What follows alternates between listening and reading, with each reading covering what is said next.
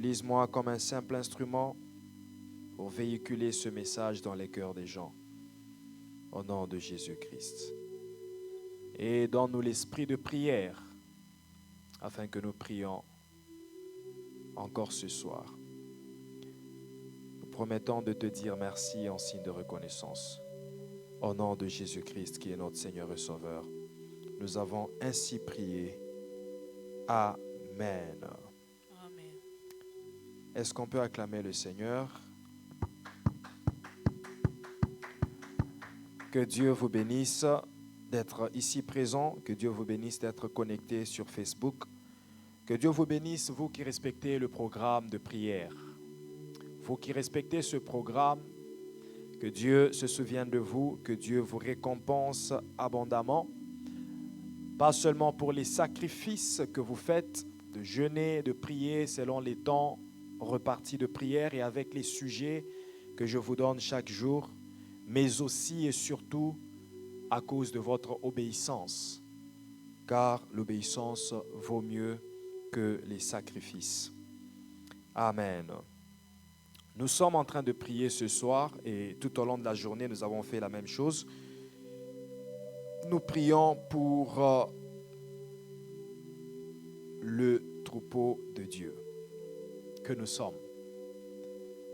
Nous sommes en train de prier, nous faisons la prière pour le troupeau de Dieu, pour le peuple de Dieu qui constitue l'Église.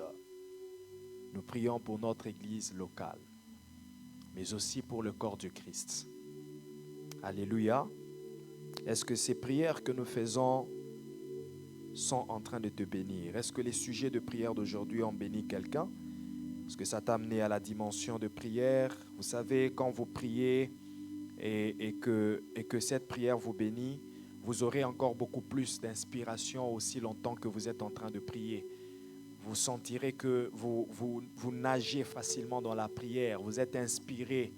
La prière n'est pas comme un passe-temps pour vous, mais ça vous inspire, ça vous connecte encore à Dieu. Le Saint-Esprit agit encore. Gloire à Dieu. Ce soir, j'apporte une exhortation que j'intitule déjà « Quel type de brebis es-tu » ? Quel type de brebis es-tu ? Brebis est une appellation qu'on a donnée à ceux qui suivent Jésus-Christ, et Jésus-Christ lui-même aussi appelle ceux qui le suivent des brebis. Ce qui fait que l'ensemble des brebis, c'est ce qui forme le troupeau du Seigneur, le troupeau de Jésus-Christ, le troupeau dont Jésus-Christ lui-même est le berger. Et comme Jésus-Christ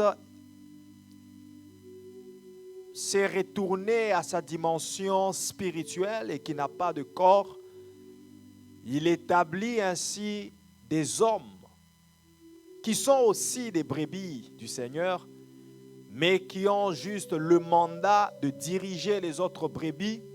Et Ephésiens 4, verset 11 nous montre qu'il en établit les uns comme apôtres, les autres comme prophètes, les autres comme docteurs, les autres comme évangélistes et les autres comme pasteurs.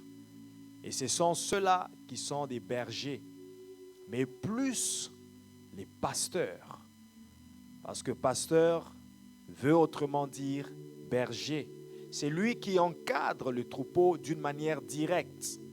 C'est lui qui encadre le troupeau d'une manière plus près du troupeau. Est-ce qu'on peut me baisser le piano?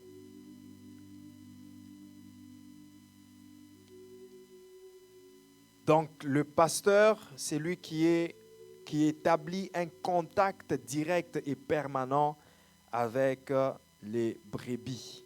Donc c'est lui le berger physique, la représentation du Seigneur Jésus-Christ sur le troupeau qu'il est en train de diriger.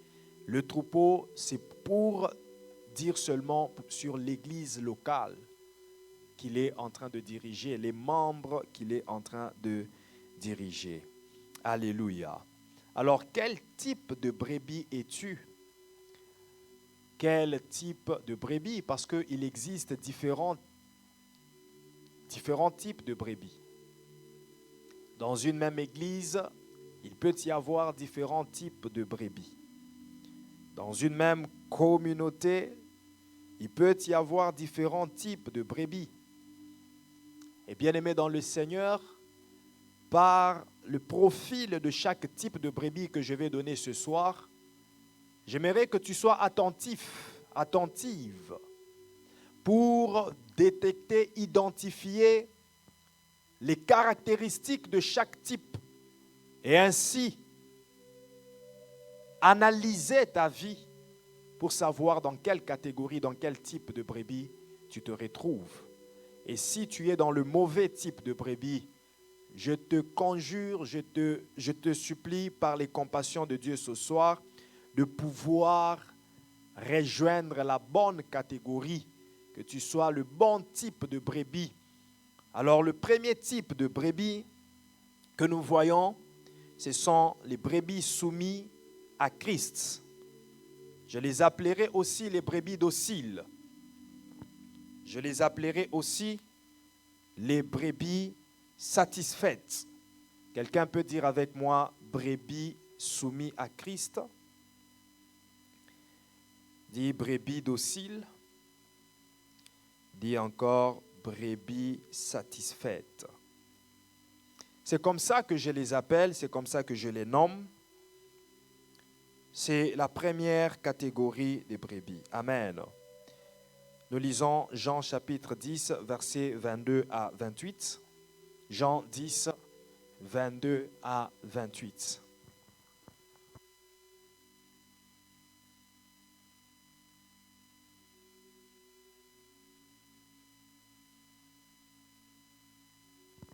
Jean 10, on me trouve ça dans d'autres versions. Jean 10, 22 à 28, je lis au nom de Jésus. On célébrait à Jérusalem la fête de la dédicace. C'était l'hiver. Et Jésus se promenait dans le temple, sous le portique de Salomon. Les Juifs l'entourèrent et lui dirent, « Jusqu'à quand tiendras-tu notre esprit en suspens? Si tu es le Christ, dis-le nous franchement. » Jésus leur répondit, « Je vous l'ai dit et vous ne croyez pas. Les œuvres que je fais au nom de mon Père rendent témoignage de moi. Mais vous ne croyez pas, parce que vous n'êtes pas de mes brebis. Mes brebis entendent ma voix. Je les connais et elles me suivent. Je leur donne la vie éternelle et elles ne périront jamais et personne ne les ravira de ma main. Mon Père qui me les a donnés est plus grand que tous. Et personne ne peut les ravir de la main de mon Père. Amen. Amen. Ici, Christ est en train de montrer aux Juifs qui ne l'ont pas suivi, les Juifs qui ont contesté sa divinité, les Juifs qui ont résisté à l'appel de le recevoir Seigneur et Sauveur. Christ est en train de leur dire que vous n'êtes pas mes brebis. Pourquoi? Parce que vous ne me suivez pas. Dans la caractéristique des brebis dociles, la caractéristique des brebis soumis, ce sont des brebis qui suivent le maître. Ce sont les brebis qui suivent le berger. Ce sont les brebis qui entendent la voix du berger et répondent à son appel. Tout brebis qui entend la voix du berger et qui ne répond pas à l'appel n'est pas une brebis soumise, n'est pas une brebis docile. Les brebis soumises à Christ sont ces brebis qui entendent la voix de Christ. Et la voix de Christ aujourd'hui à travers son serviteur, à travers l'homme que Dieu a placé pour diriger ce troupeau. Si tu fais partie du troupeau et que tu n'entends pas la voix de celui que Dieu a établi, de celui qui te dirige spirituellement, si tu ne reconnais pas sa voix, si tu ne reconnais pas la voix de Christ à travers sa voix pour suivre ce qu'il te dit, donc tu n'es pas une brebis soumise. Les brebis soumises entendent la voix du maître et suivent le maître. C'est ainsi que la Bible dit aussi dans Ésaïe 50, verset 10, « Quelqu'un parmi vous craint-il l'Éternel, qu'il écoute la voix de mon serviteur ?» Donc Dieu, dans ce texte, est en train de proportionner la crainte de Dieu à l'obéissance, à l'écoute de la voix de celui que Dieu a établi. C'est comme une mesure, c'est comme un appareil de mesure de la crainte de l'Éternel. Voudrez-vous que je mesure votre crainte? Voudrez-vous que je pèse votre crainte de Dieu? La crainte de Dieu se pèse aussi à travers l'obéissance à la voix de celui que Dieu a établi. C'est un peu drôle, mais ce n'est pas du tout drôle. Ce n'est pas du tout drôle, bien-aimés dans le Seigneur.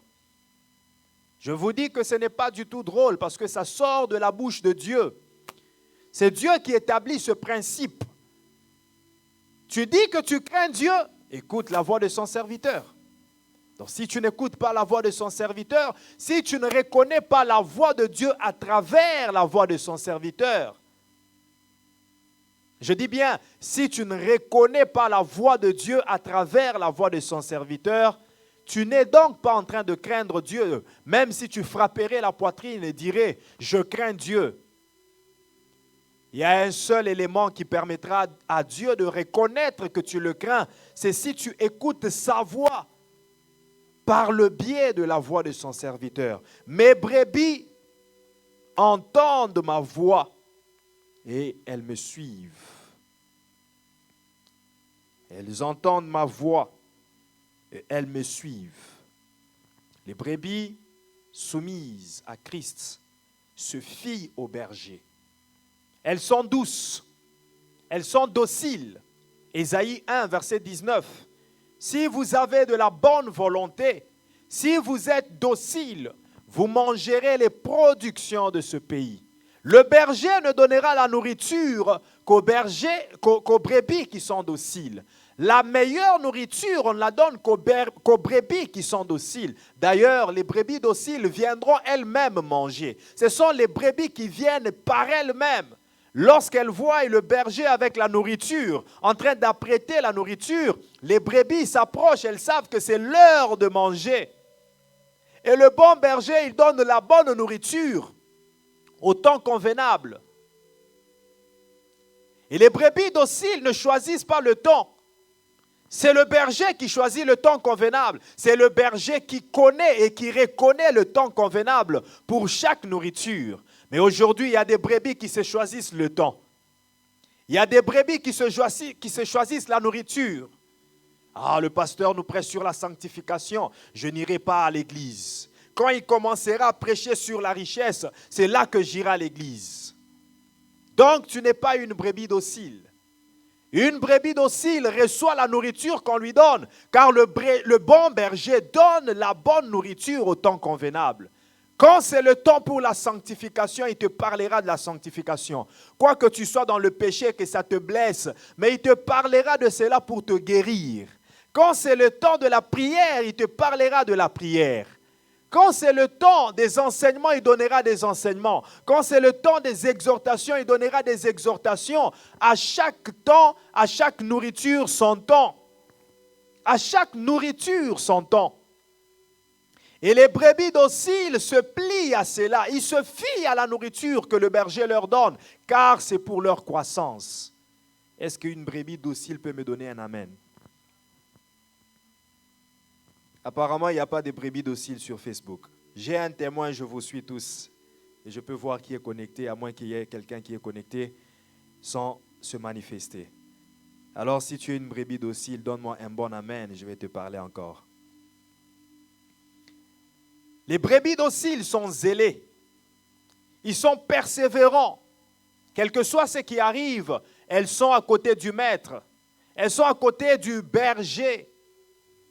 Lorsqu'ils voient des loups en train de sillonner, de vouloir leur faire peur, le seul réflexe qu'une brebis docile a, c'est de s'approcher près du maître, c'est de s'approcher près du berger, car c'est celui-là qui les protégera. Les brebis dociles ne cherchent pas à se défendre par elles-mêmes, quoi qu'elles soient fortes, quoi qu'elles soient capables de se défendre, mais elles se défendront toujours selon les règles que leur a montré le berger. Car n'oubliez pas que le bon athlète combat selon les règles. Le bon combat se fait selon les règles. Je me rappelle encore d'une dame, d'une femme, qui est venue me voir pour me dire, voilà tel problème, mon mari ne veut pas ceci, cela, et moi, je veux ceci. Je lui ai dit, si tu désobéis à ton mari, tu as désobéi à Dieu.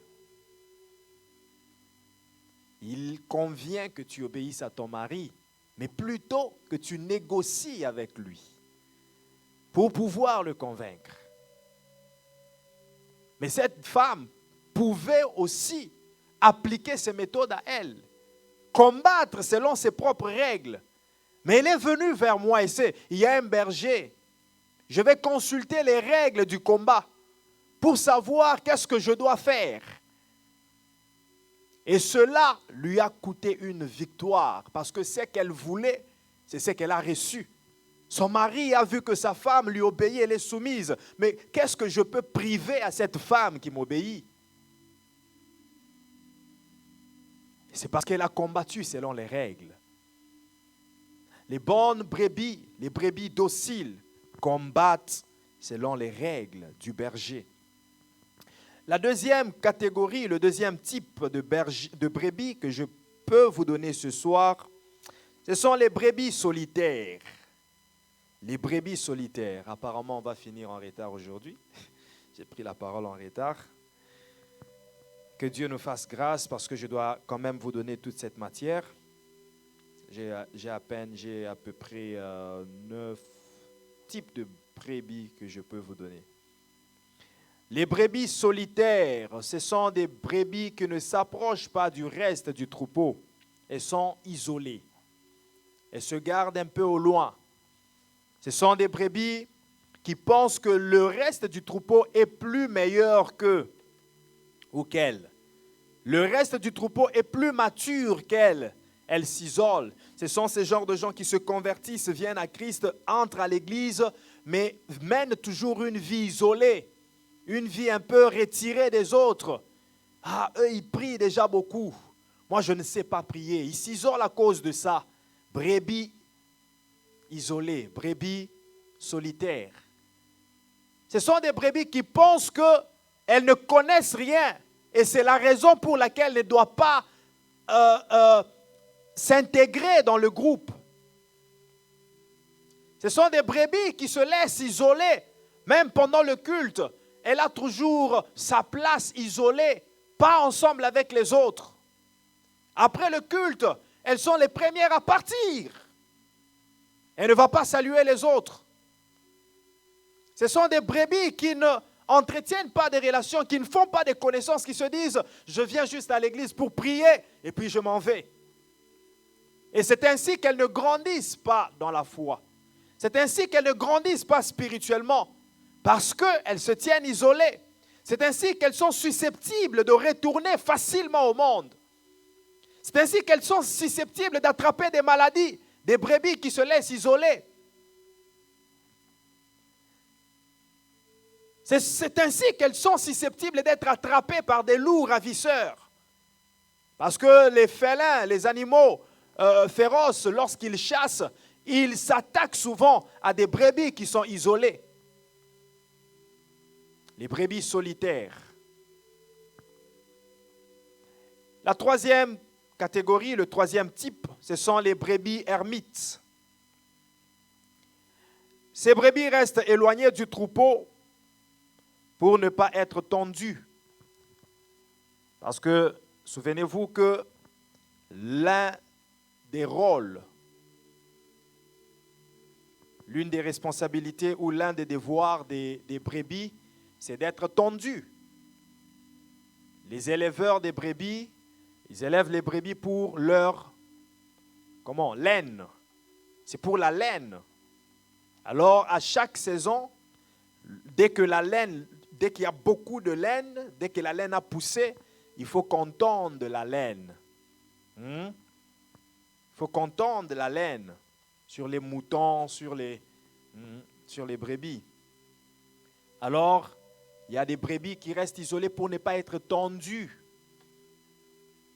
Les brebis qui restent retirées, éloignées du groupe, afin de garder leur laine. Et la laine ici, ce sont les mauvaises habitudes. La laine ici, c'est un mauvais comportement. La laine ici, ce sont les choses du monde. Les brebis ermites, ce sont celles qui viennent à Christ. J'accepte Jésus-Christ, Seigneur et Sauveur. J'intègre l'Église, mais je veux garder mes choses du monde. Tout ce que je faisais dans le monde, la musique du monde, j'aimerais la garder avec moi. C'est la laine que je ne veux pas qu'on tonde.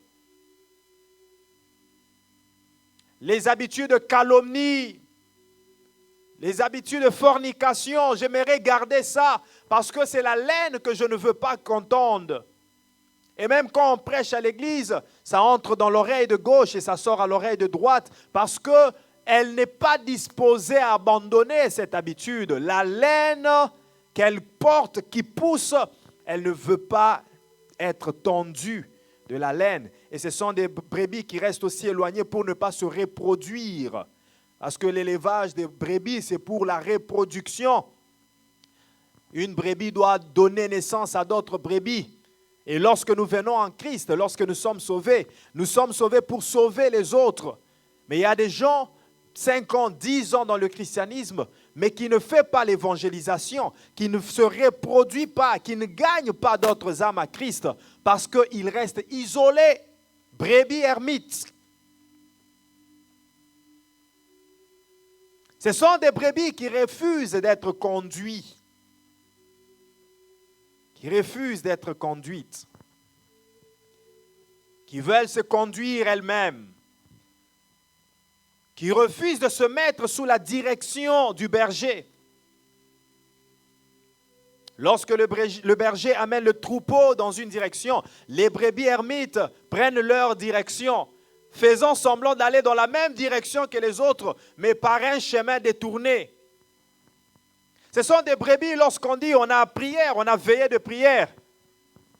Elles se présentent comme étant dans le groupe, mais elles ne participent jamais à des veillées de prière. Elles ne participent jamais au culte. Mais ce sont des brebis qui disent souvent au pasteur, « Pasteur, ne vous en faites pas, je suis membre de l'église, je suis là. Ça, c'est mon église. Mais on ne te voit jamais. Tu n'as jamais participé à rien. Lorsqu'il y a des enseignements, tu ne participes pas. Comment est-ce que tu grandis si tu ne reçois pas ces enseignements? Lorsqu'on a des séances sur Zoom, des enseignements, des études bibliques, tu n'es pas là. Mais dis-nous, comment est-ce que tu grandis? Est-ce que la croissance spirituelle est un souci pour toi? Pasteur, je suis là. Ah, c'est toi mon pasteur, c'est toi mon pasteur. Mais même quand les autres sont connectés sur Facebook en train de recevoir les enseignements, les brebis ermites ne sont pas là. Mais elles sont toujours là, elles disent qu'elles sont là. Isolées pour ne pas être tondues. Ce sont des brebis qui ne se laissent pas émonder par le Saint-Esprit. Ce sont des brebis qui portent la charge de leur laine. Vous savez, si la laine pousse et qu'on ne tombe pas la brebis, la laine sera une charge pour la brebis. Et la brebis ne saura même pas marcher. Elle ne saura pas avancer parce qu'il y a une charge qui la rend lourde. Et plus de laine, ça fait aussi que la laine va couvrir les yeux. Ce sont des brebis qui sont aveugles, qui croient être en train de marcher, mais dont la laine est en train d'aveugler. La charge de ses péchés, la charge des problèmes, des choses du monde qu'il ne veut pas abandonner est en train de l'aveugler. Alors il croit être chrétien, mais en réalité il ne l'est pas. Parce qu'il a encore le fardeau du monde qu'il est en train de traîner. Brebis ermites. Ce sont des brebis qui peuvent aussi influencer d'autres brebis.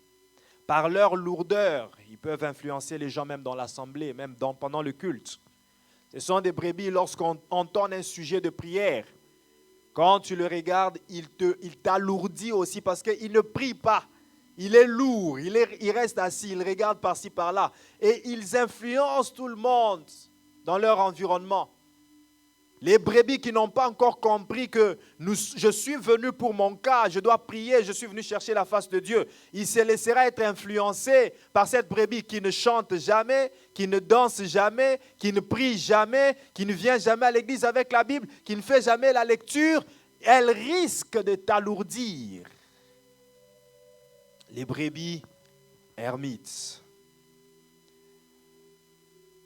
Quatrième catégorie que je puisse te donner ce soir, ce sont les brebis rebelles.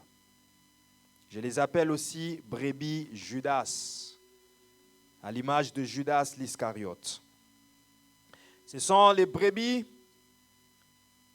qui conduisent les autres à l'abattoir, qui conduisent les autres dans l'erreur, qui conduisent les autres à commettre les mêmes erreurs. Tu peux être avec lui à l'église, mais c'est lui qui te fait commettre l'erreur à l'église, dans l'église. Ce sont les brebis qui ont la vie de l'église, mais qui ne reçoivent pas la vie dans l'église. Ce sont les brebis qui ont la vie de routine. Nous avons l'habitude d'aller à l'église, nous avons l'habitude de donner les offrandes, nous allons à l'église, dimanche c'est l'église, mais il n'a pas la vie de Christ en lui. Il ne prie jamais d'une manière individuelle, ne médite pas la Bible, il ne se sanctifie pas. Donc l'église pour lui c'est une routine, mais pas une vie. Les brebis rebelles ont toujours d'avis contraires à leur berger. Tout ce que le berger dit, il doit chercher toujours à contredire, donner un avis contraire, à s'opposer. Ce sont les opposants. Et souvent, ils sont inspirés par le diable pour s'opposer à certains programmes, pour s'opposer, créer, s'aimer le trouble, la rébellion au sein de l'Église. Et ils s'opposent souvent sournoisement. Ce sont des gens qui donnent l'apparence d'obéir aux leaders, d'être respectueux. Ils montrent à tous que je suis respectueux en public, mais en coulisses, c'est lui qui critique le berger. C'est celui qui parle mal du berger. C'est celui qui colporte des mensonges contre le berger. C'est celui qui calomnie le berger. Et les gens sont étonnés, mais il a beaucoup de respect. Nous voyons comment il respecte ici. Mais quand il vient dans nos maisons, il calomnie le berger. Ah, lui aussi, il exagère. Lui aussi, il calomnie le berger. C'est une brebis Judas. C'est une brebis rebelle. Ce sont des gens qui relayent le secret interne. Et surtout, ils pimentent ce qu'ils sont en train de relayer. Ils prennent le secret de l'Église. Les choses qui pouvaient être gérées dans l'Église, même si ce sont des conflits, même si ce sont des comportements récalcitrants qu'on pouvait gérer à l'Église, les brebis Judas, les brebis rebelles, ils prennent ça et aillent raconter ailleurs afin d'étaler la nudité d'une famille qu'on appelle Église. D'étaler la nudité de son pasteur, d'étaler la nudité des autres membres de l'Église. Ce sont les brebis rebelles. Lisons 1 Samuel chapitre 15, versets 22 à 23. 1 Samuel 15, 22 à 23. Est-ce que je suis en train de parler à quelqu'un ce soir? Ce message vient pour guérir quelqu'un. Ce message vient pour changer la vie de quelqu'un. Alors reçois ce message et surtout ne le reçois pas avec sentiment. Reçois-le avec humilité. Ne le reçois pas avec orgueil pour dire non, moi je suis déjà une bonne brebis. Non, peut-être qu'il y a quelque chose en toi, une caractéristique qui t'aligne encore aux brebis rebelles ou aux brebis, je ne sais pas, ermites ou aux brebis solitaires. Alors cherche à briser ce caractère parce que nous tendons tous, nous aspirons tous à la perfection. Il n'y a personne qui est parfait. Mais cherchons à partir de ce message à aller dans la perfection et d'être des bonnes brebis pour le Seigneur. 1 Samuel, chapitre 15, versets 22 à 23. Samuel dit, « L'Éternel trouve-t-il du plaisir dans les holocaustes et les sacrifices comme dans l'obéissance à la voix de l'Éternel? Voici, l'obéissance vaut mieux que les sacrifices, et l'observation de sa parole vaut mieux que la graisse des béliers, car la désobéissance est aussi coupable que la divination.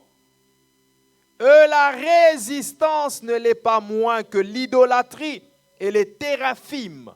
La résistance n'est pas une chose à négliger, pas plus que l'idolâtrie, pas plus que les téraphim. Ici, Dieu est en train de comparer la résistance à l'idolâtrie. Ça veut dire celui qui résiste à son leader, à son berger, n'est pas différent à un idolâtre. Celui qui résiste à Christ n'est pas différent à un idolâtre. Celui qui résiste à celui que Christ a établi n'est pas différent à un idolâtre. Tu es juste en train de prouver que j'ai un autre maître, voilà pourquoi je te résiste. Donc, tu es idolâtre. Je n'ai pas que toi comme maître. J'ai d'autres maîtres. Donc, si toi, tu penses que tu es le seul pasteur, je vais aller chez d'autres. Idolâtre. À cause de ta résistance. Alléluia. Alléluia. La résistance ne l'est pas moins que l'idolâtrie et les téraphim. Puisque tu as rejeté la parole de l'Éternel, il te rejette aussi comme roi. Les brebis rebelles finissent toujours par être rejetées, comme Judas l'Iscariote.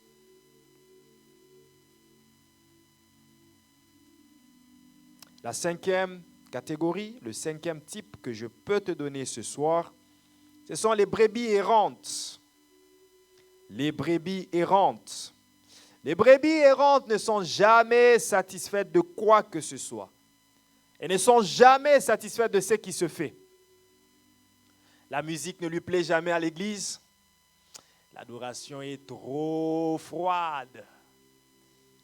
La louange, la prière, c'est trop froid. Moi, j'aime les églises où on prie, c'est chaud. Et même quand il va dans cette église-là, il trouvera encore une raison de quitter là-bas. Elles ne sont jamais satisfaites. Les brebis errantes. Rien ne lui satisfait. Ce sont des brebis plaintives. Elles se plaignent tout le temps. Elles se plaignent de ce que Dieu n'a pas exaucé. Elles se plaignent de ce que l'exaucement tarde. Oh Dieu, depuis que j'ai commencé à prier, ça tarde mon exaucement. Elles se plaignent. Elles se plaignent de ce que les cultes durent.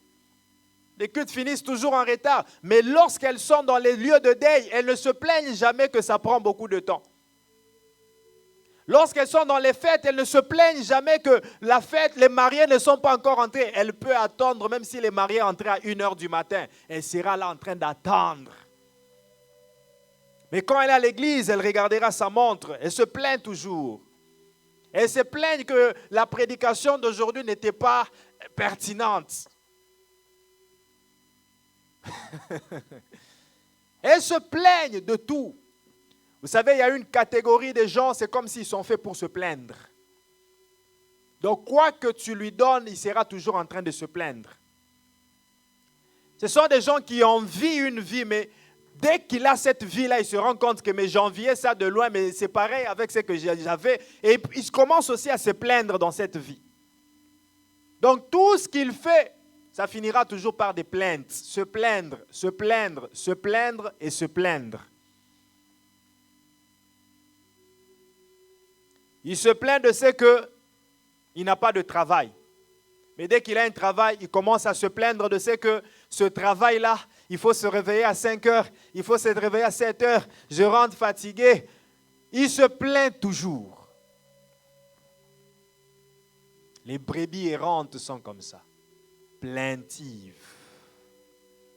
Ils se plaignent de tout. Et ils communiquent leur nature aux autres. Parce que la personne qui se plaint ne se plaint pas seulement dans le cœur, mais il finit par traduire ses plaintes par des mots. Et alors, lorsqu'elles sont avec d'autres brebis, elles traduisent leurs plaintes dans les oreilles des autres, ce qui risque d'influencer aussi les autres. Et c'est ça Judas l'Iscariote. Judas a commencé à se plaindre de ce que cette femme, Marie de Magdala, était en train de répandre un parfum de très grand prix sur le corps de Jésus. Et la plainte de Judas est arrivée dans les oreilles des autres. Vous ne voyez pas que c'est un gaspillage. Vraiment, moi, je vous dis que ce monsieur n'est pas sérieux. Parce que s'il était sérieux, Pierre, toi qui le défends toujours, non, c'est le Messie. S'il était sérieux, il allait prendre, il allait nous dire, gardez ces parfums, Marie, il ne faut pas gaspiller. On va vendre, on va donner aux pauvres. Heureusement que Jésus avait entendu cela. Les pauvres, vous les avez chaque jour. Est-ce que vous êtes souciés d'eux?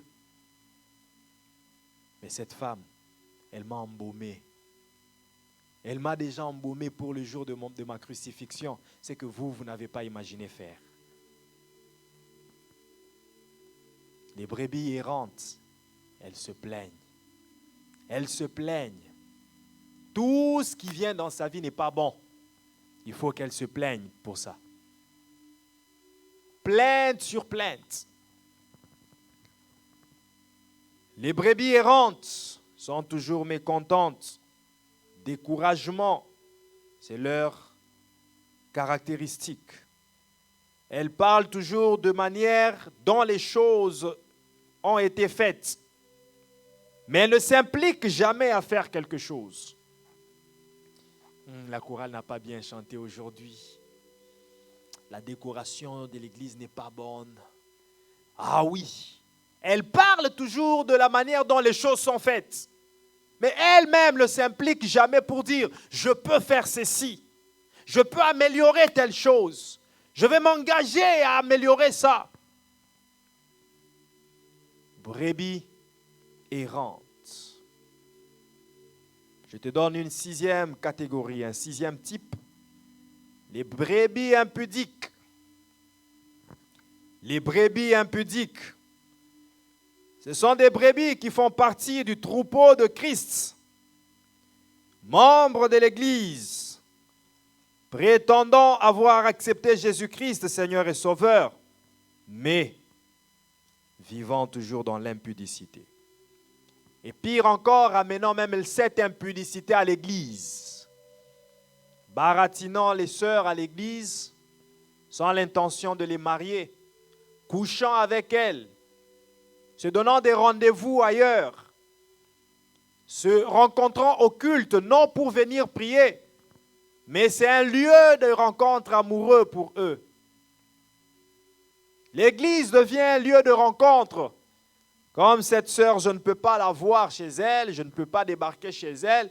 Comme elle n'a pas le temps, alors dimanche, on se retrouvera à l'église. Et après le culte, on cheminera ensemble, on fera nos affaires ensemble. Ce sont les brebis qui prétendent être brebis, mais qui vivent dans la fornication. Ce sont des brebis qui vivent dans l'adultère. Tu le verras, un grand-papa, un papa responsable à l'église, mais c'est dans cette même église que ce papa marié est en train de baratiner les jeunes filles, les protocoles, les chantres. Parfois, il ne le fait pas à l'église, mais il le fait en dehors de l'église. Adultère, impudique, mais donnant l'apparence d'être une brebis du Seigneur. Donnant l'apparence de la sainteté et de la piété. Les brebis impudiques. 1 Corinthiens chapitre 5, verset 1. On entend dire généralement qu'il y a parmi vous de la débauche. Et une débauche telle qu'elle ne se rencontre même pas chez les païens. La version Darby et la version Semeur dit, il y a parmi vous l'impudicité. Je pense qu'on me cherche des versions à chaque fois que je donne le texte. On entend dire généralement qu'il y a de la débauche parmi vous. Une débauche telle qu'elle ne se rencontre même pas chez les païens. C'est au point que l'un de vous a la femme de son père. À qui Paul est en train de parler? À qui Paul est en train de s'adresser? Il s'adresse à l'église de Corinthe. Ce n'est pas aux païens qu'il s'adresse, c'est à l'église. Et c'est à l'église qu'il y a ce genre d'impudicité. Et Paul précise, c'est une impudicité qu'on ne peut même pas retrouver chez les païens. Chez les païens, c'est encore moins. Vous êtes super. Vous êtes des héros dans l'impudicité. Vous êtes des champions. Vous avez des médailles d'or. Vous êtes experts en impudicité. Vous qui êtes censés être des brebis du Seigneur. Vous êtes experts dans la fellation. Vous êtes experts dans la sodomie. Vous êtes experts dans l'inceste, dans la pédophilie. Vous êtes experts dans l'homosexualité, dans le lesbiennage. Vous êtes experts dans la fornication, dans la prostitution. Vous êtes experts dans la masturbation. Vous êtes experts dans le voyeurisme, dans l'impudicité dans tout son ensemble. Pour ceux qui ont suivi le cours sur la délivrance, sur les portes d'entrée, j'avais donné toutes les sortes d'impudicité. On avait vu ça lorsqu'on a vu les portes d'entrée, la porte d'entrée qui s'appelle l'impudicité. Donc l'impudicité, c'est un gros lot avec tout ce que je viens de citer. Il y en a qui sont dans la masturbation, ce sont des impudiques. Ceux qui sont dans la fornication sont impudiques autant. Ceux qui sont dans la prostitution, ils sont autant impudiques. Dans l'adultère, ils sont autant impudiques. Dans le voyeurisme, dans l'inceste, dans la pédophilie, ils sont autant impudiques. Et cette impudicité se retrouve dans le troupeau de Christ. Ce sont les brebis qui pratiquent cette impudicité. Ce sont les brebis impudiques. Septième type de brebis, les brebis infiltrées, que j'appelle aussi les brebis à peau de loup. Les brebis infiltrées. Ce sont les brebis qui ne sont pas en réalité des brebis, mais ce sont des intrus. Ce sont des infiltrés qui viennent juste pour détruire la liberté des enfants de Dieu, pour détruire la bénédiction, qui viennent juste dans l'assemblée pour s'aimer le trouble, le chaos, s'aimer des problèmes, qui viennent juste pour soulever certains troubles, certains vents, des intempéries. Et puis, c'est ça leur mission, elles sont là pour ça. Lorsqu'elles sont dans une église, c'est seulement pour s'aimer le trouble. Ce sont des brebis calomniatrices. Elles usent de calomnie et de médisance. Elles sont rapporteuses. Ce sont des brebis qui prennent les problèmes de X et vont les raconter à Y. prennent les problèmes de Y et les racontent à X, en sorte d'alimenter un feu d'inimitié entre X et Y. Les brebis intrus, et ça leur mission. Ce sont des brebis qui viennent distraire les pasteurs, qui sont toujours rapporteuses. Pasteur, cette sœur-là ne s'est pas bien habillée. Pasteur, cette sœur-là vient toujours en retard. Pasteur, ce sont les brebis qui prétendent, qui se présentent d'être très saintes, très spirituelles. Et les autres sont charnels et païens. Hein?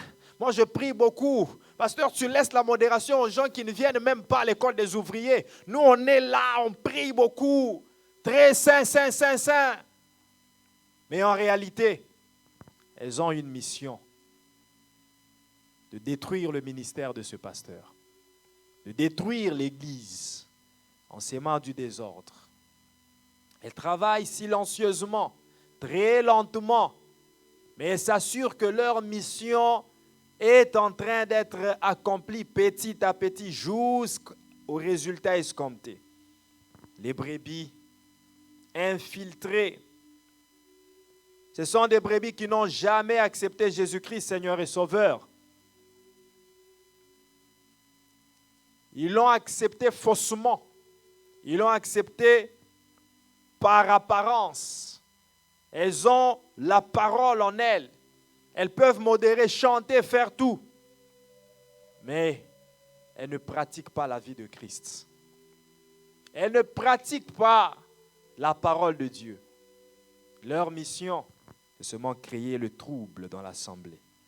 Brebis infiltrées. Galates chapitre 2, verset 4. Brebis infiltrées.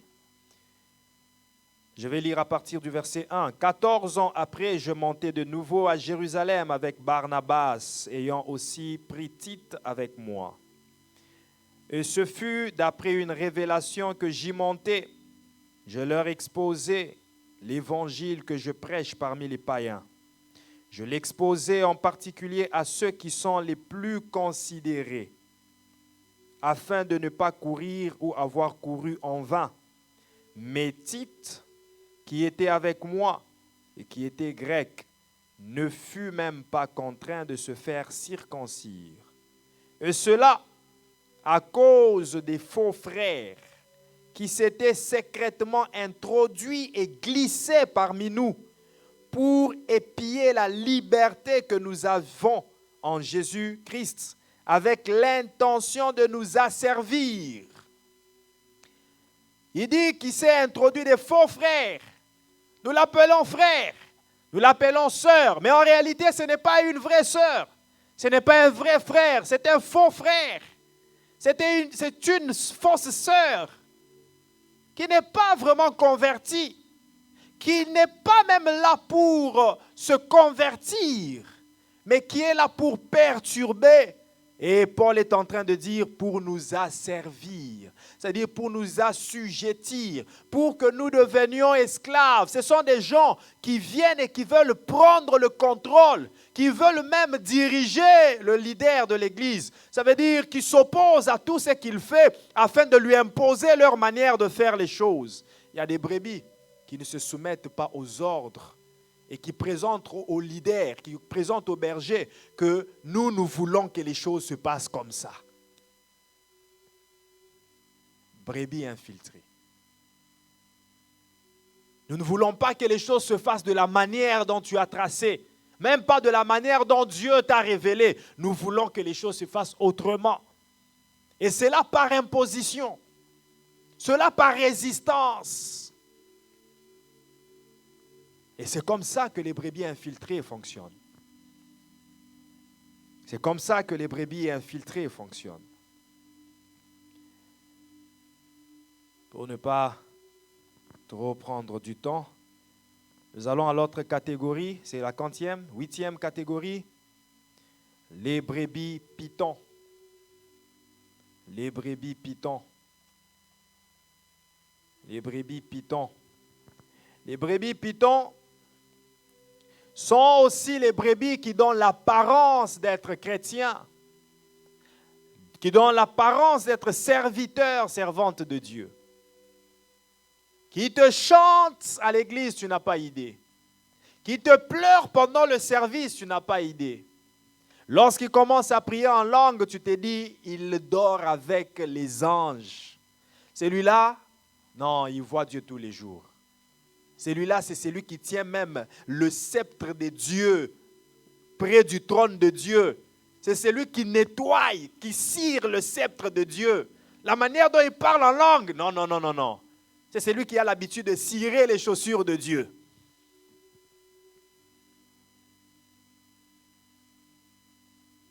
Mais tout ce qu'il fait à l'église, c'est par un esprit de divination.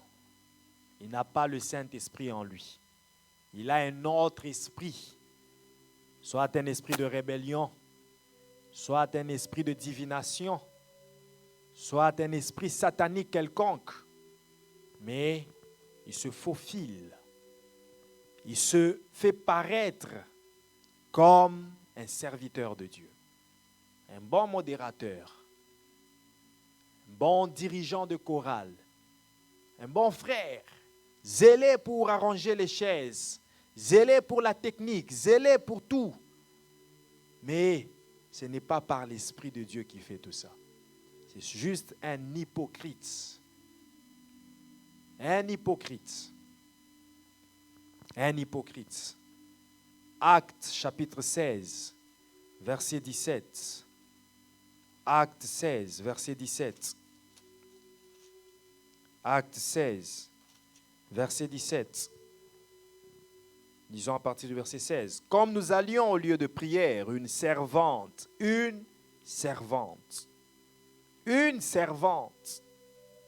qui avait un esprit de python. Elle était servante, mais elle avait un esprit de python, brebis python. Et qui, en devinant, procurait un grand profit à ses maîtres, vint au-devant de nous et se mit à nous suivre, Paul et nous.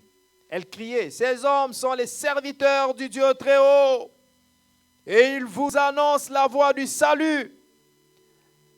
Cette femme avait des maîtres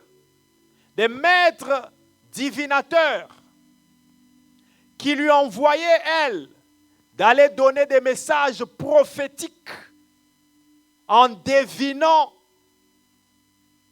Elle ne faisait que deviner.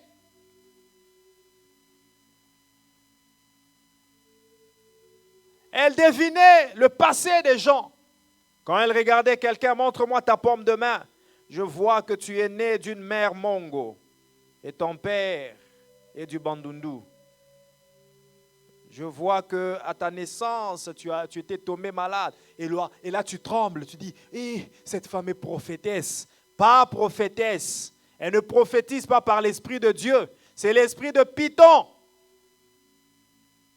Et ça finit toujours par scelle la prophétie. Ça finit toujours par bâtir l'autel. Donne une grande offrande pour échapper à cette mort. Depuis quand l'offrande fait échapper quelqu'un à la mort? C'est le sang de Jésus qui fait échapper à la mort. C'est le sang de Jésus. Et cette femme, la Bible dit, elle était servante, mais elle servait par l'esprit de Python. Ce sont les brebis qui prophétisent. Lorsque le service devient ardu à l'église, voilà comment elle prophétise. Les brebis Python. Prophétie. Et je suis Dieu, je suis au milieu de vous. Vous allez croire que c'est une vraie prophétie. Mais seuls ceux qui ont le discernement détecteront que ça, c'est l'esprit de Python. Elle ne prophétise pas par l'Esprit de Dieu. D'où l'importance du don du discernement dans l'Église. L'importance du don de la révélation pour identifier quel est l'esprit qui fait parler cet homme, quel est l'esprit qui fait parler cette femme, quel est l'esprit derrière les actes que pose cette personne. Parce que derrière chaque parole et chaque acte, il y a un esprit. Alors les brebis Python prophétisent et par l'esprit de Python. Elles ne servent pas Dieu, elles servent leur maître. Les brebis Python. La dernière catégorie pour ce soir, les brebis ensorcelées, les brebis envoûtées.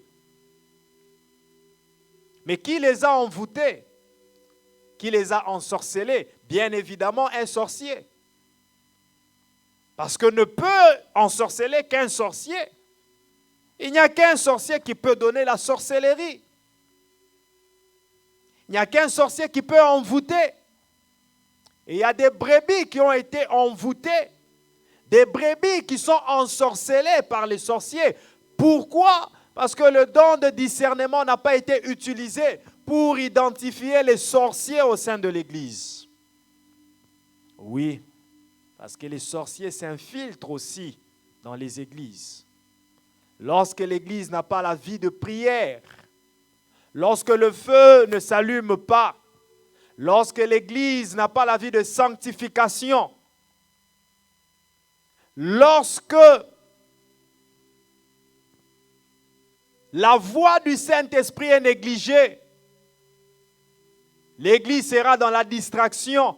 Laquelle distraction permettra aux sorciers d'entrer et faire semblant comme si ils étaient aussi des chrétiens, des brebis comme toutes les brebis, mais des sorciers. Et ce sont ceux qui se montrent aussi trop spirituels. Et pire encore, ils ont la facilité d'arriver même tout près du pasteur.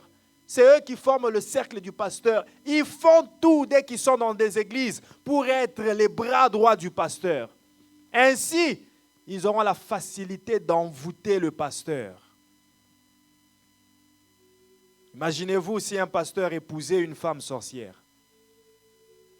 et qui n'a pas le don de discernement que cette femme est sorcière. Donc le ministère sera toujours combattu, le pasteur aura toujours de problèmes parce qu'elle se présente comme une chrétienne, mais elle a une mission. Il y a un prophète qui racontait l'histoire d'une femme qui était comme ça, sorcière. Le pasteur priait, mais le pasteur n'arrivait même plus à prier parce que là où il y a la sorcellerie, la première des choses qu'ils vont faire, ils vont lancer l'envoûtement. Pour que les gens soient dans la distraction, qu'il n'y ait pas de vie de prière. Et même quand vous venez à un programme de prière, nous allons prier.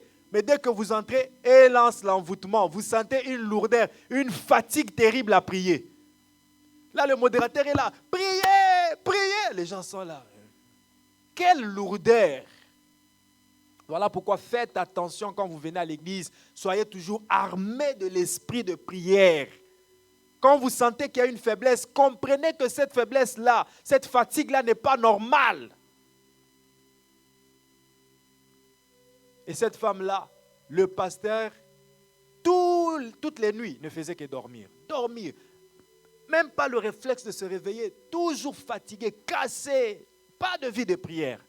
Un jour, le pasteur se dit, non, ça ne peut pas continuer comme ça. Moi, mon alliance avec Dieu n'était pas comme ça. Et il s'est mis à prier. Le jour où il a commencé à prier, la nuit, il a entendu sur l'étole un mouvement brusque. Oh, il s'est réveillé, il dit, mais qu'est-ce qui se passe? Quel mouvement? Il regarde à côté, sa femme n'est pas là. Oh, il va dans la maison, il commence à chercher. La femme n'est pas là. Il regarde, oh, sa femme qui entre nue. Ah, donc c'est toi. C'est toi qui me fais ça. Ok, pas de problème. À partir d'aujourd'hui, je te dis, si tu oses encore sortir, tu vas mourir. Il n'a pas beaucoup parlé. Tellement que c'était un vrai homme de Dieu qui priait sincèrement, qui craignait Dieu, mais qui était seulement aveuglé par le manque de discernement pour identifier que cette femme-là était sorcière. Il est tombé dans ce piège-là. L'autre nuit, la femme a fait l'erreur de sortir encore. Cette fois-là, au lieu qu'elle tombe sur l'étole, on entend dans les jardins à côté, bouh. qu'est-ce qui se passe? Même l'atterrissage était difficile. Elle a rencontré un feu qui l'a projeté dans les jardins et c'est le jour où la femme est morte.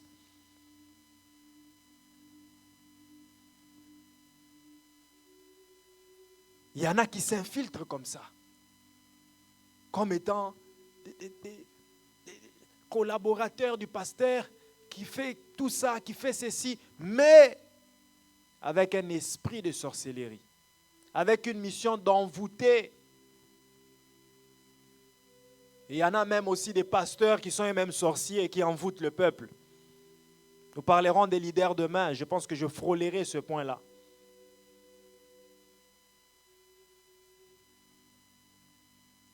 Brebis ensorcelées. Ce sont des brebis qui initialement n'étaient pas sorciers, mais qui a eu la sorcellerie à l'église.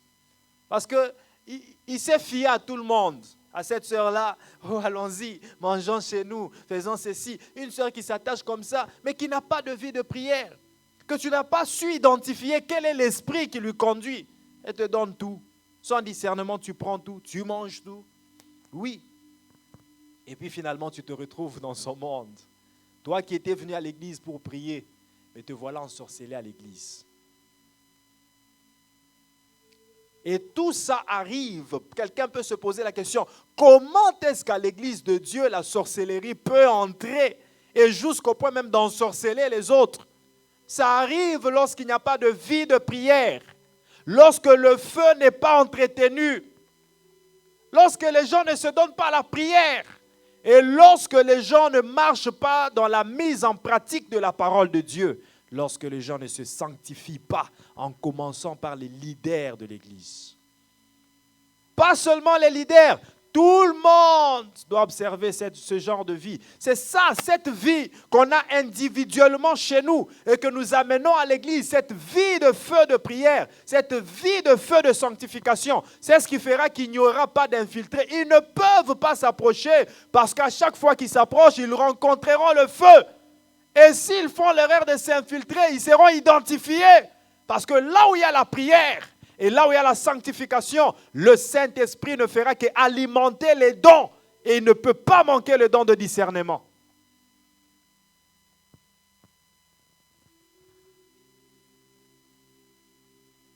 Galates chapitre 3, versets 1 à 5. Quand tu as quelqu'un autour de toi qui n'aime pas la prière, il n'aime pas prier, il n'aime pas lire la Bible, il n'aime même à l'église. Quand il est à l'église, on prêche. C'est ça son moment à lui, de commencer à faire des tours, de se déplacer. C'est à ce moment-là qu'il a faim. C'est à ce moment-là qu'il a soif, qu'il veut aller prendre de l'eau. C'est à ce moment-là qu'il commence à faire des mouvements seulement pour distraire ceux qui sont à côté, pour distraire le prédicateur qui ne soit pas concentré dans sa prédication. Il faut faire attention. Peut-être que c'est un sorcier. Quand tu as quelqu'un qui n'aime pas la prière, comment peux-tu venir à l'église mais ne pas aimer la prière? Comment peux-tu te dire chrétien, chrétienne, mais ne pas aimer la prière? Donc tu es suspect. Tu peux être sorcier. Parce que les sorciers n'aiment pas la prière. Et ils n'aiment pas lorsque les gens prient. La prière allume le feu. Ils n'aiment pas la parole. Ainsi, quand ils sont dans une église, ils lancent l'envoûtement. Comme ça, les gens sont distraits. C'est à ce moment-là qu'il y a un dérangement. Comme ça, la prédication n'entre pas bien. Les gens sont distraits et ils manquent, ils ratent la prédication comme ça.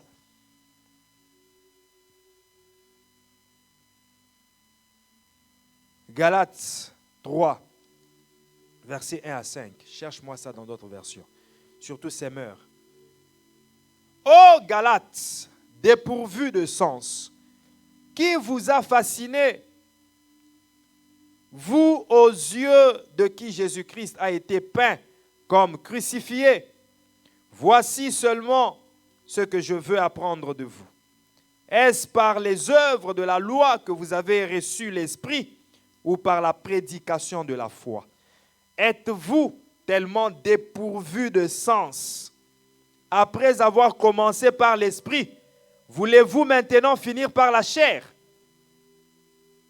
Avez-vous tant souffert en vain? si toutefois c'est en vain. C'est lui qui vous accorde l'esprit et qui opère des miracles parmi vous. Le fait-il donc par les œuvres de la loi ou par la prédication de la foi? Autre version. Galates 3, verset 1. Ô Galates insensés. Il dit, ô Galates insensés. Insensé, ça veut dire, vous manquez l'intelligence. Bien-aimés dans le Seigneur, nous avons prié avec un texte qui disait qu'il illumine les yeux de nos cœurs. Ça veut dire qu'il nous donne l'intelligence. L'intelligence est une faculté très importante. Celui qui est intelligent ne peut pas échouer. Parce qu'il va utiliser l'intelligence pour régler les situations qui lui sont compliquées. Et la sagesse lui montrera quand régler, comment régler, où régler. Et qu'est-ce qu'il faut même régler? Il dit, Galates, insensé. Insensé. Oui. Qui vous a envoûté ainsi? Qui vous a envoûté? Brebis envoûtées. Galates. Galates. Les Galates c'est une église. Ce sont les membres d'une église. Mais Paul est en train de leur dire, vous avez été envoûtés, vous les membres de cette église, vous avez été envoûtés. Et vous êtes devenus insensés à cause de l'envoûtement qu'on a mis dans votre pensée. Envoûtés, brebis envoûtées. Oui. Pourtant, la mort de Jésus-Christ sur la croix a été clairement dépeinte à vos yeux. Je ne vous poserai qu'une seule question. À quel titre avez-vous reçu le Saint-Esprit? Est-ce que parce que vous avez accompli la loi ou parce que vous avez accueilli avec Verset foi? 3, rapidement. Manquez-vous à ce point d'intelligence après avoir commencé? Manquez-vous l'intelligence jusqu'à ce point? Manquez-vous l'intelligence jusqu'à ce point pour ne pas détecter le faux et l'usage du faux qui se fait dans les églises aujourd'hui? Manquez-vous l'intelligence? Êtes-vous envoûté jusqu'à ce point pour ne pas détecter les faux prophètes, les faux pasteurs et les faux docteurs? Manquez-vous l'intelligence pour être séduit toujours par ces mêmes gens qui vous trompent, qui vous séduisent, qui vous amènent dans le faux, les apostats? Qui vous a envoûté? Une autre version, verset 1, verset 3, rapidement.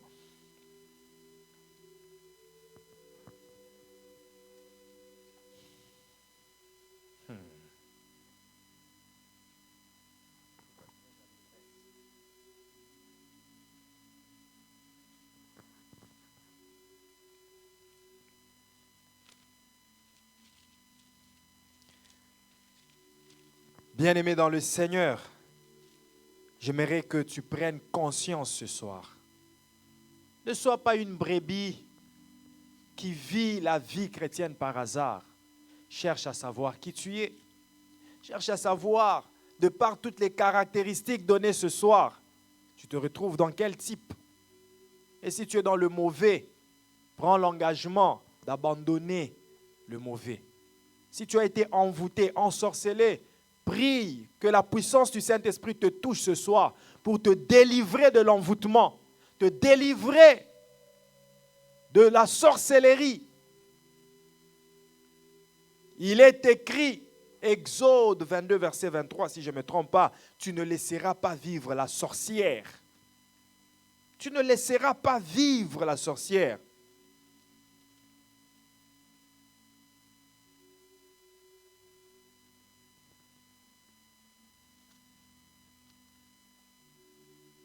Alléluia.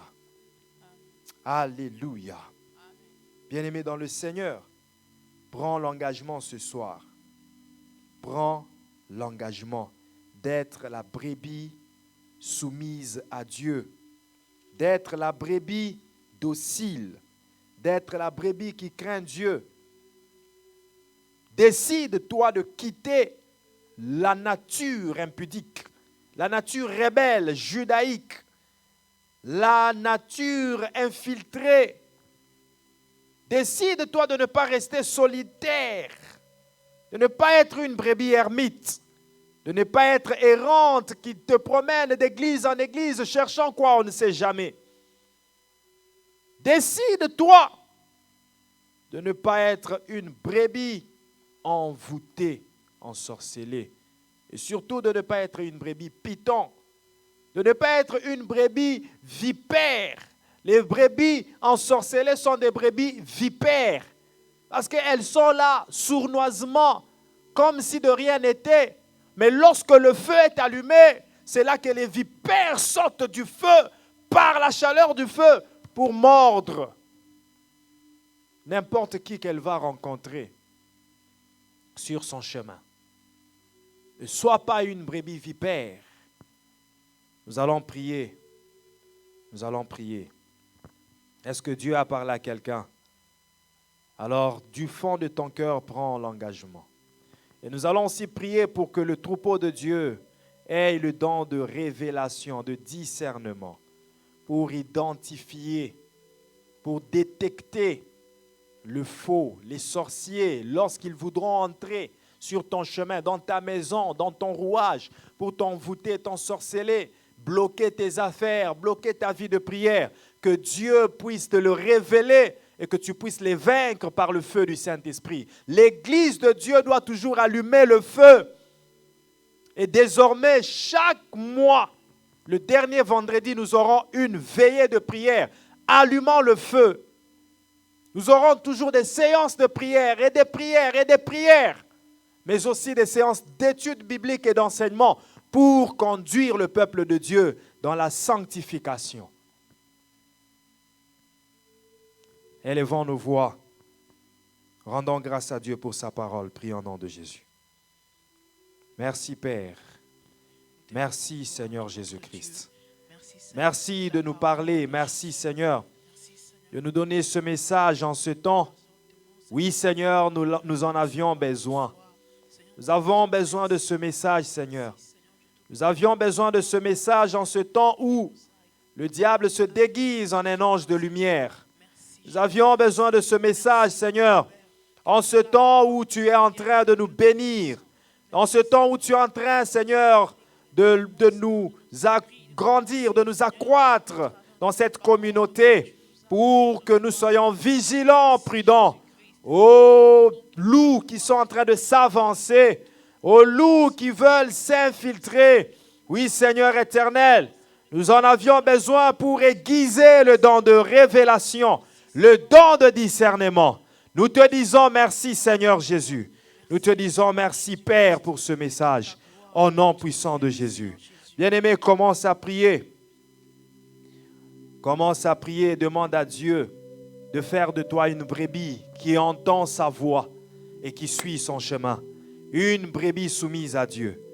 Commence à prier pour détruire tout ce qu'il y a de brebis ensorcelées, envoûtées. Tout ce qu'il y a de mauvais brebis, de mauvaises brebis. Commence à prier pour détruire cela par la puissance du Saint-Esprit. Que les mauvaises caractéristiques en toi soient détruites. Prions au nom puissant de Jésus-Christ. Alléluia. Nous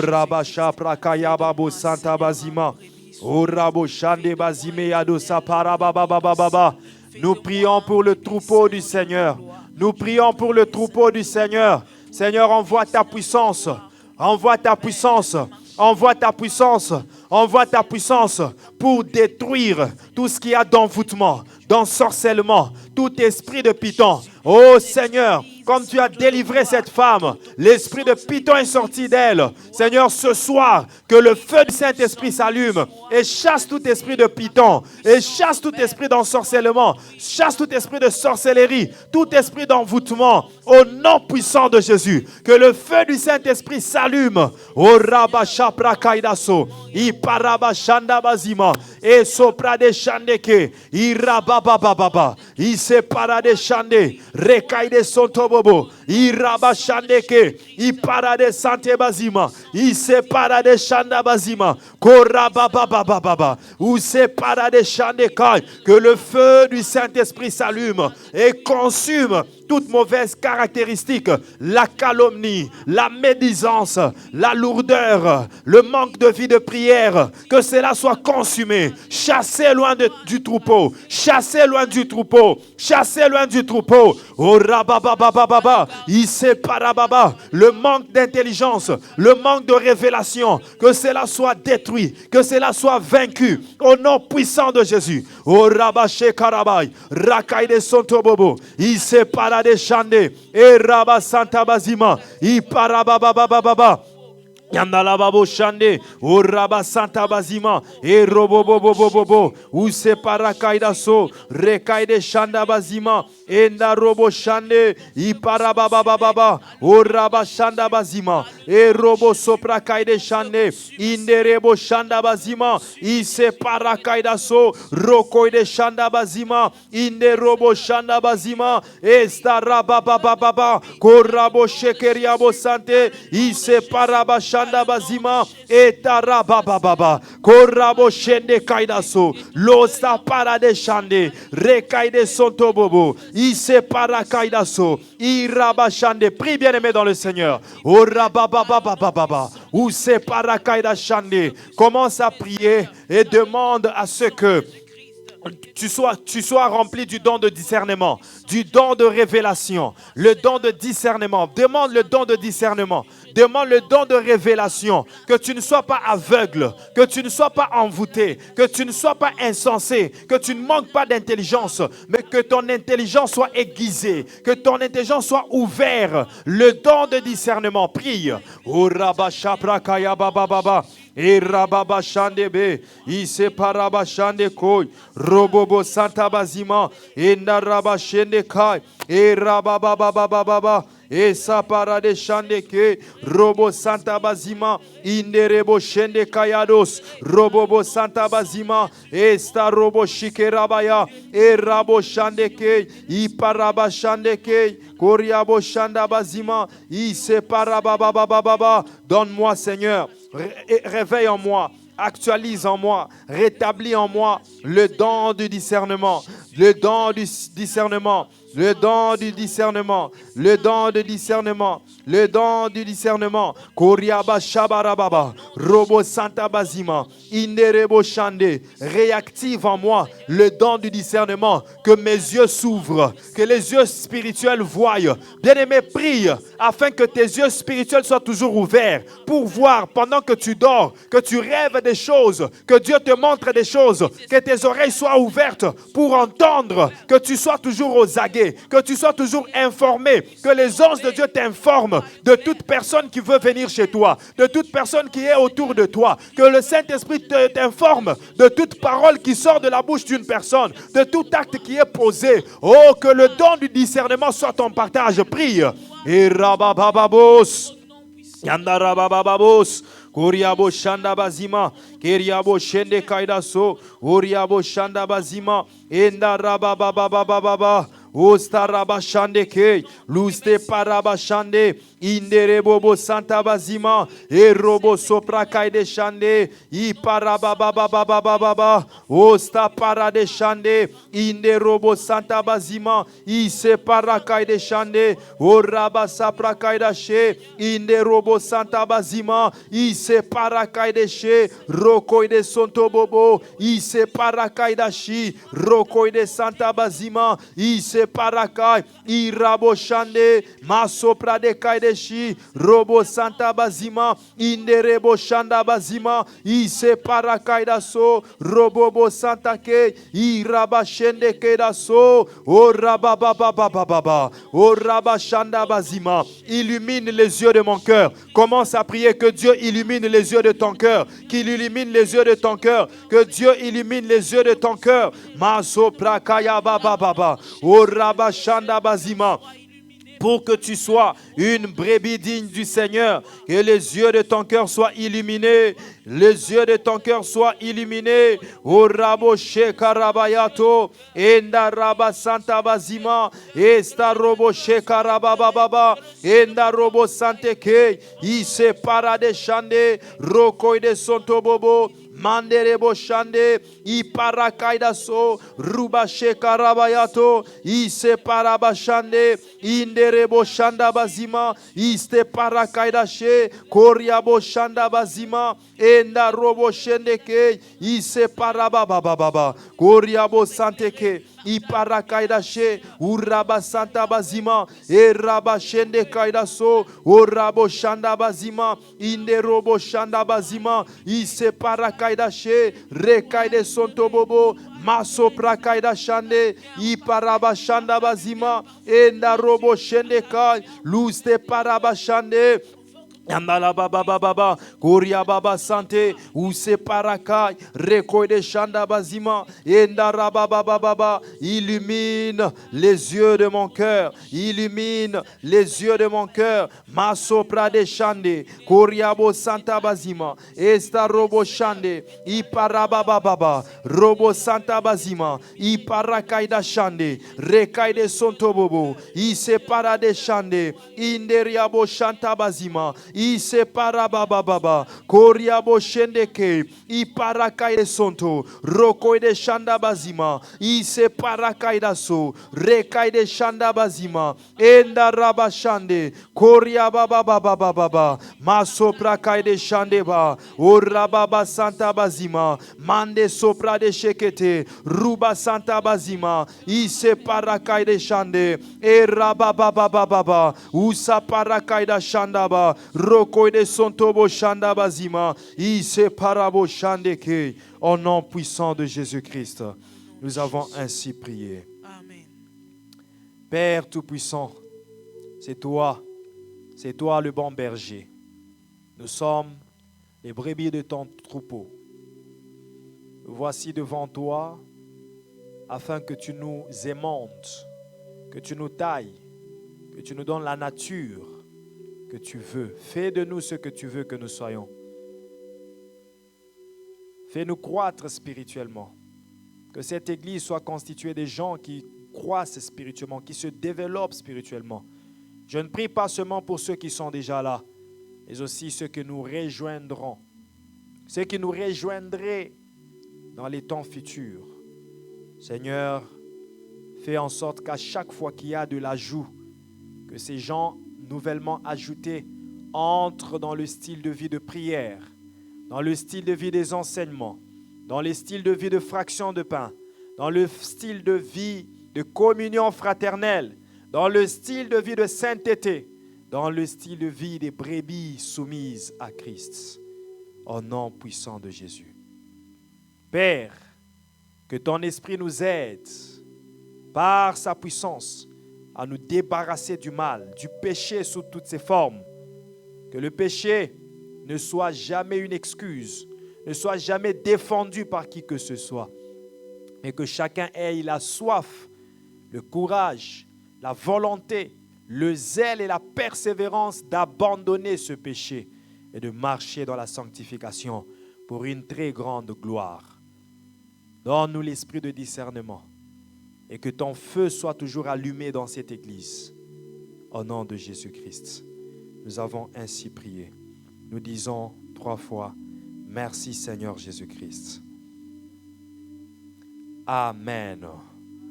Acclamons le roi des rois, acclamons Jésus-Christ. Gloire au Seigneur, gloire au Seigneur, gloire au Seigneur. Acclamons, acclamons, acclamons.